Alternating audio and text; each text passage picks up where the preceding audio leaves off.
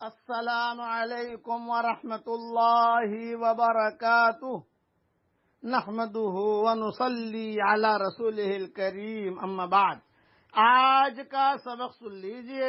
آج کے سبق کی سرخی ہے نماز سے دوستی کیجئے، پارٹ نمبر 45۔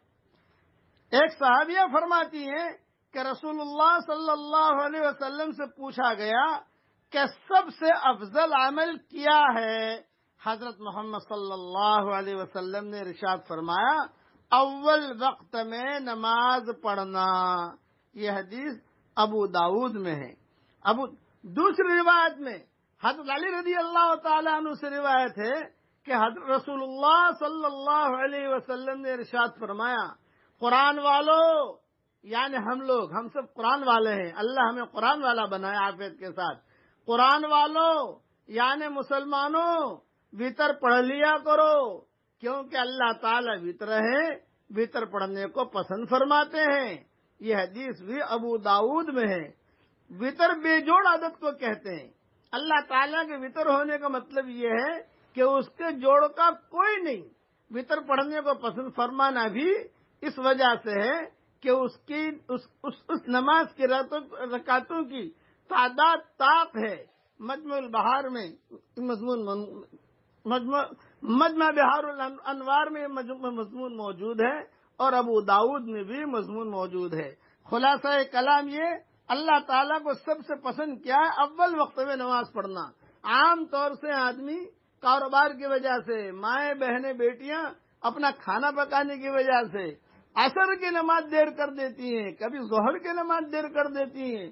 ذرا یہ روٹی بنا لوں، ذرا یہ پراٹھا بنا لوں، ذرا یہ ڈش بنا لوں، ذرا میں یہ کاروبار، یہ مال پیک کروا دوں۔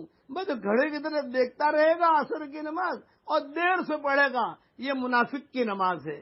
حدیث میں آتا ہے، وہ حدیث بھی آئے گی، کیا سورج کی طرف دیکھتے رہنا اور گھڑے کی طرف دیکھتے رہنا، ہاں 6:30 بجے غروب ہے، ابھی تو 6 بجے آدھا گھنٹہ باقی ہے، سیٹھ صاحب وقت ہو گیا، امی نماز کے وقت جا رہا، ارے بیٹا کتنا، ارے 6:30 بجے غروب ہے، ابھی تو 6:10 ہوئے ہیں، ابھی تو 20 منٹ باقی ہے۔ یہ نفاق کی نماز ہوگی۔ آپ اپنا کام ایک طرف چھوڑ دیجئے، اہتمام کیجئے۔ نماز جو ہے یہ اہتمام سے پڑھی جاتی ہے، بھاگم دوڑی میں نہیں پڑھی جاتی اور سر کا بھار اتارنے کے لیے نہیں پڑھی جاتی۔ بہت اونچی دولت اللہ نے ہمیں دی ہے، اس لیے نماز کا اہتمام کیجئے، اول وقت میں پڑھنے کی عادت ڈالیے اور اس طریقے پر وتر کا بھی اہتمام کیجئے۔ عام طور سے آدمی وتر کی نماز نہیں پڑھتا، گھر جا کے پڑھوں گا، گھر جا کے کوئی نہیں پڑھتا، بھول جاتا ہے آدمی۔ بہت کم زندہ لوگ ہوتے ہیں کہ جو گھر جا کر پڑھیں یا تہجد میں پڑھیں۔ اس لیے اچھا یہی ہے کہ آدمی مسجد میں ہی اپنے وتر کی نماز اہتمام سے پڑھ لے اور پھر اپنے گھر پر جائے۔ اللہ تعالی ہم سب کو عمل کرنے کی توفیق عطا فرمائے، آمین۔ وآخر دعوانا ان الحمد للہ رب العالمین۔